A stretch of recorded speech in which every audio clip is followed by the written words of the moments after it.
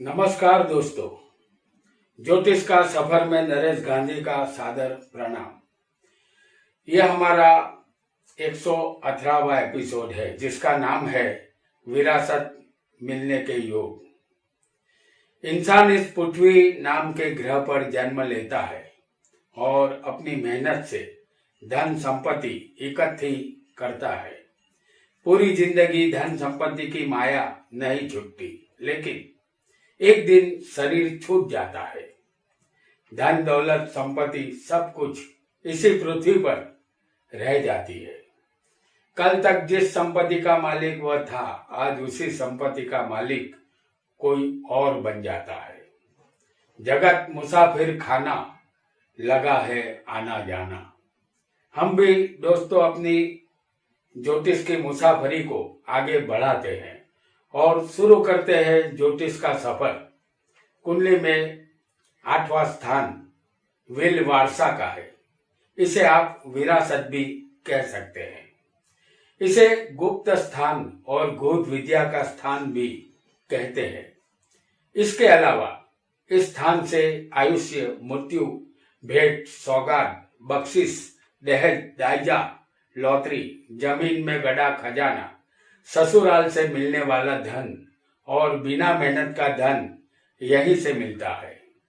आइए जानते हैं विल वारसा विरासत किसे मिलती है।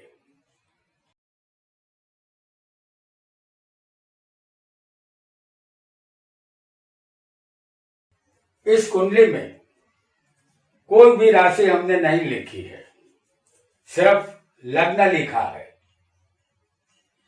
आइए जानते हैं पहला योग कौन सा है। अष्टमेश और लाभेश की युति। हम आपके सामने सी लग्न की कुंडली बना रहे हैं। अष्टमेश इस स्थान को कहते हैं और लाभेश इस स्थान को कहते हैं। तो लाभेश में जो राशि आएगी वो मिथुन होगी और यहां जो अष्टम में राशि आएगी वो मीन होगी। तो लाभेश और अष्टमेश दोनों की युति केंद्र में होनी चाहिए। तो लाभेश यहां बुध है और अष्टमेश गुरु है, तो उसे हम केंद्र में आपको दिखा रहे हैं लग्न में।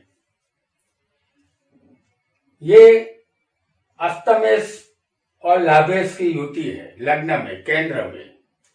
तो यहां जातक को पैतृक संपत्ति से लाभ मिलेगा। आइए आगे बढ़ते हैं एक नए योग की तरफ।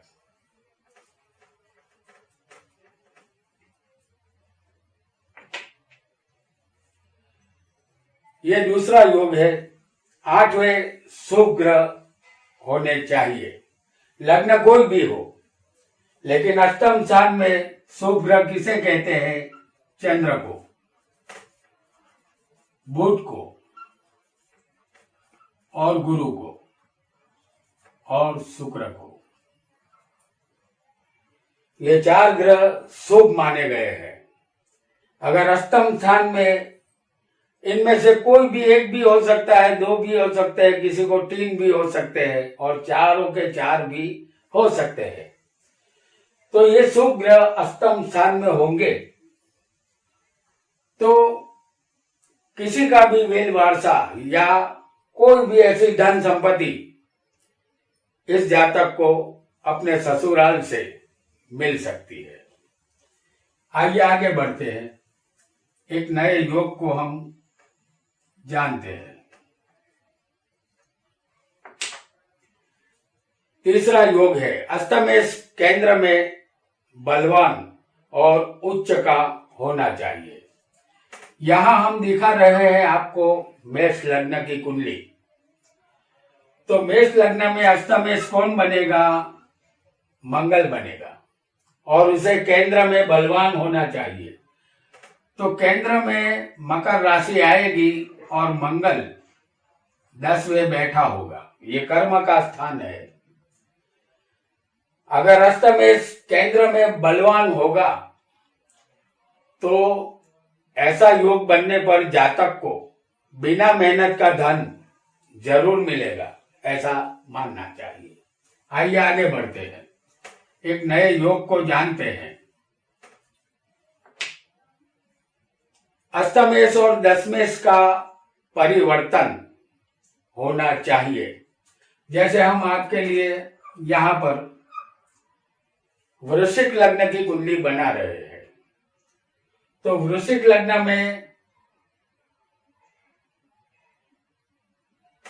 यहाँ पर मिथुन राशि आएगी, यानी कि अष्टमेश कौन बना? बुध। और 10वें स्थान में जो राशि आएगी वो होगी सिंह राशि।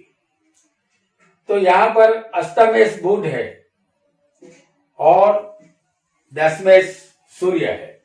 इन दोनों के बीच में परिवर्तन होना चाहिए। तो बुध 10वें होगा और सूर्य होगा अष्टम स्थान में, यानी ये दोनों एक दूसरे के घर में बैठे हैं। इसे कहते हैं परिवर्तन योग, क्योंकि ये योग अष्टम स्थान के मालिक के साथ हुआ है। ऐसा योग जातक को विरासत हमेशा दिलवाता है। आइए आगे बढ़ते हैं एक नए योग की तरफ।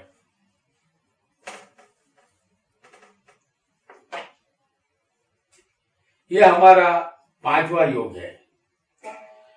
कुंडली में स्वग्रही सूर्य 3, 6, 10वें या 11वें बलवान होना चाहिए।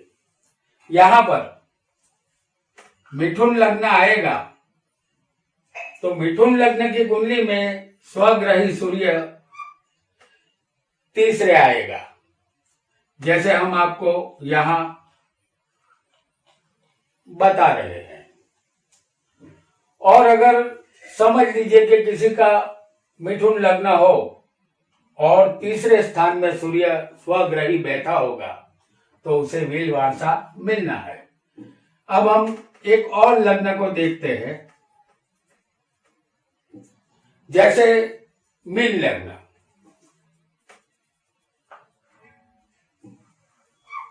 ये मीन लग्न की कुंडली है, तो यहां 6ठे सूर्य होना चाहिए।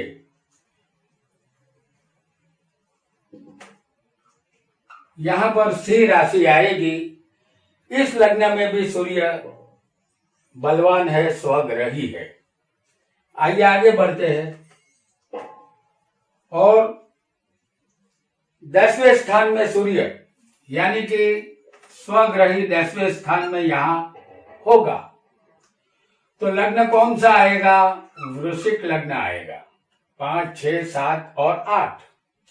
और यहां 10वें स्थान में सूर्य किसी को भी बैठा होगा, लग्न कोई भी हो। वैसे तो हमने आपको वृश्चिक लग्न दिखाया है इसमें। तो सूर्य 10वें होना चाहिए खुद की राशि में। आइए आगे बढ़ते हैं। और अगर 11वें स्थान में अगर सूर्य किसी को आएगा, तो उसका लग्न बनेगा तुला। तो यहां पर सिंह राशि आएगी और सूर्य यहां मौजूद होगा।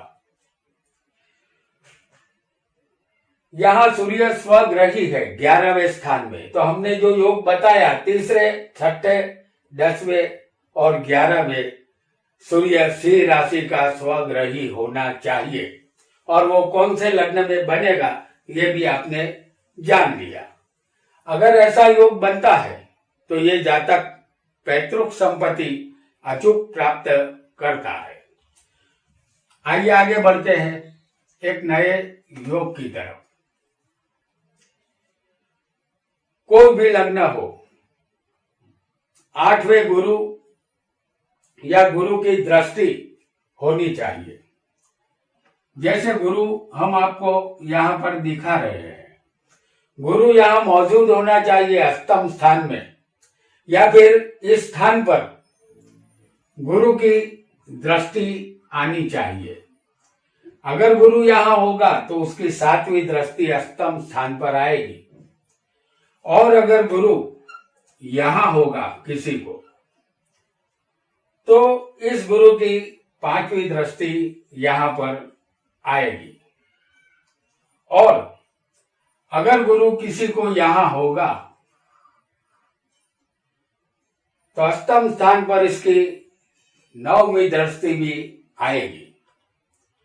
तो ऐसा गुरु अगर कुंडली में, किसी की भी कुंडली में मौजूद होगा, जो अष्टम स्थान में होगा या अष्टम को देख रहा होगा कहीं से भी, तब धन संपत्ति संबंधित फायदा उसे हमेशा होता रहेगा और ये योग उसे हमेशा फायदा करवाएगी। आइए आगे बढ़ते हैं और एक नए योग को जानते हैं। सप्तमेश का संबंध पंचमेश के साथ हो, जैसे हम यहां पर आपको दिखा रहे हैं मेष लग्न। तो मेष लग्न में पंचमेश कौन बनेगा? सूर्य।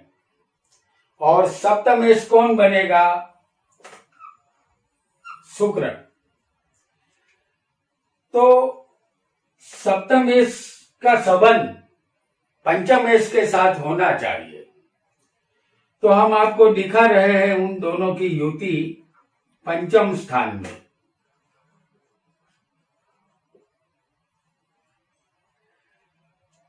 सप्तमेश और पंचमेश का संबंध हो चुका है त्रिकोण में। तो ऐसे जातक को ससुराल पक्ष से संपत्ति मिलती है।